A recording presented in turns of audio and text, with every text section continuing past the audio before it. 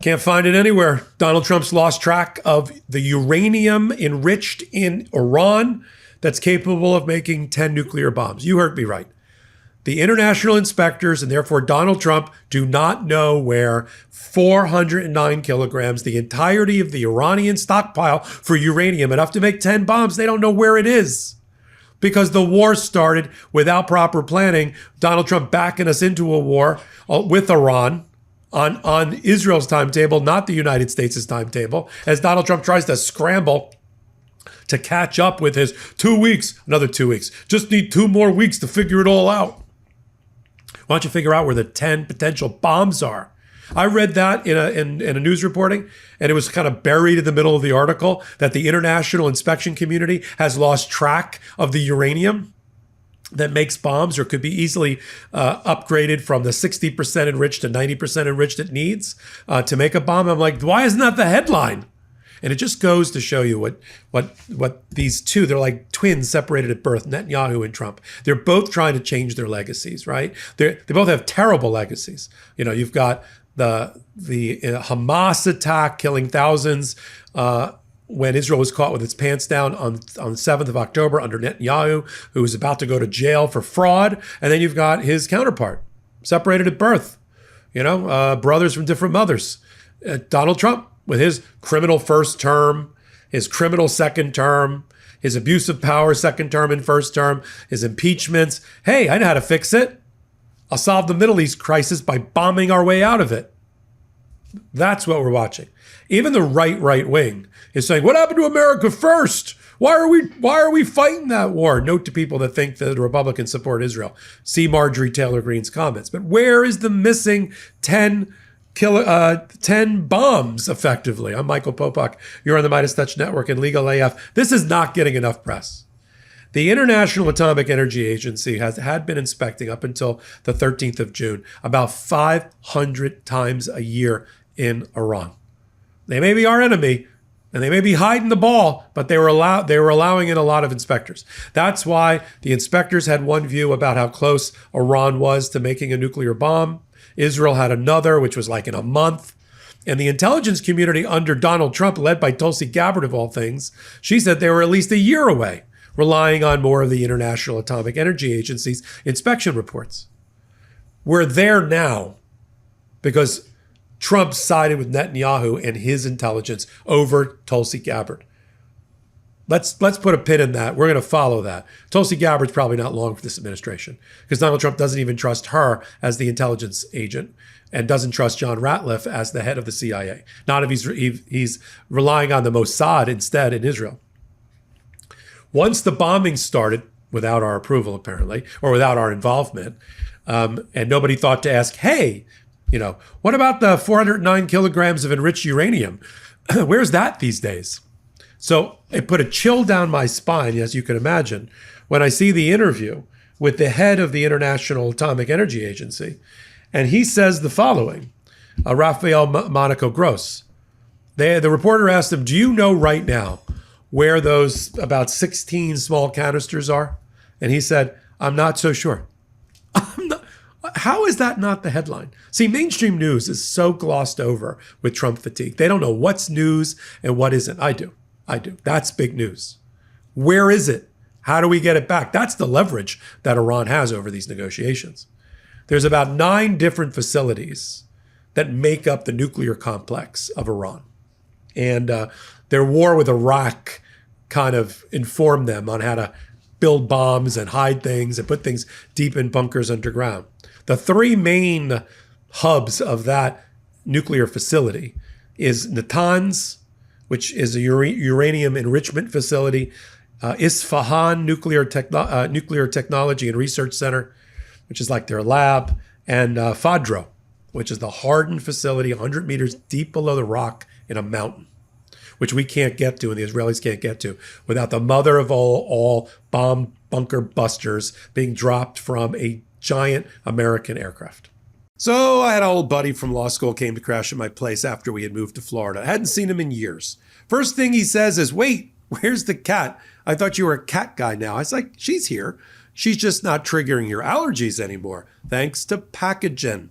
This episode is sponsored by Pacogen. That's P-A-C-A-G-E-N, pronounced Pacogen. And listen, cat allergies are brutal. Almost 1 in 5 people have them, and most allergy fixes either don't work or come with side effects. But Pacogen isn't a treatment for your allergies. It works on the allergens around your home, breaking them down so your body never has to deal with them in the first place. Cats groom themselves constantly, and their saliva is basically allergen central. That's why Pacogen's whisker block protein is genius. It binds to and neutralizes those cat allergens without harsh chemicals. You just spray it every few days and breathe easier. It's safe, it works, and it's science-backed, literally, by Harvard and Princeton scientists. Your pets aren't just pets, they're family. So do what I did. Go to Pacogen.com/legalaf for 15% off and a special gift. Again, that's Pacogen.com/legalaf. One more time, Pacogen.com/legalaf, 15% off and a free gift auto-applied at checkout. There has been some damage since the 13th of June on at least 3 out of the 9 that I just described. Mainly whatever's above ground and electrical. Now, could it have damaged the centrifuges, which are necessary, the thousands of them, to enrich uranium deep below the surface because the electrical power grid was cut off? Yes and no. Israel did a good job about 5 years ago without shedding any blood and taking any civilians of injecting into the computer systems of Iran a computer worm. I think it was uploaded through a thumb drive that they placed there. And it controlled the centrifuge's main panels and sent them spinning in the wrong direction or off kilter, ruining the centrifuges. And it set back, they think, that act alone, that sabotage of cybersecurity, set back the Iranian process by 2 or 3 years until we got to today. So centrifuges are a delicate thing. But you got to think that they learned and they have redundant systems of electricity and electrical power. So by some reports based on the satellites, we've only set back the Iranians, or the Israelis have, by half a year. Unless we get below ground with bombs that are made in America and not available as of yet to the Israelis. That purportedly is the decision that Donald Trump is making over the quote unquote next 2 weeks. But in the meantime, that's 2 weeks too much for me for the equivalent of 10 nuclear bombs that nobody knows where they are. I mean, that's Iran's ultimate leverage. So when we watch a president who is motivated by his legacy, by trying to be a wartime president, joining forces with somebody who's equally criminal and equally fraudulent in Israel, in Netanyahu, who has to clean up his own act because of what happened and his reputation in tatters based on his fraud investigation and criminal prosecution and what happened with Hamas killing Israelis and kidnapping them. Look out. When that tail wags that dog, we're all in trouble. And that's what we're watching, this combination of Netanyahu and Trump. And as I said, Israel doesn't lift a finger against Hezbollah in Lebanon, against Hamas in Gaza, against Iran in Iran, without the U.S. government telling them it's okay. Stay quiet on the phone, if you will. And so don't believe any of this reporting about, it's not that Trump was caught with his pants down. It's that there was no forethought and no planning around it. And that's why we have 10 potential missing nuclear bombs. I'm going to continue to cover it all. You're here on the MeidasTouch Network. We just rolled the odometer together to 5 million. And now we're working over on Legal AF, the YouTube channel, where we're going to get to 700,000 in the next day or so, on our way to 1 million. You always remember your first million. If you weren't around for the beginning of the MeidasTouch build, I mean, I was there when I think we had 330. Come over to Legal AF. We could use another brick in the wall in continuing to build what we're doing over there. I got 12 amazing contributors, podcasts like It's Complicated, A Court of History, Unprecedented. You can only find on Legal AF, the YouTube channel. So until my next report, I'm Michael Popok. Can't get your fill of Legal AF? Me neither. That's why we formed the Legal AF Substack.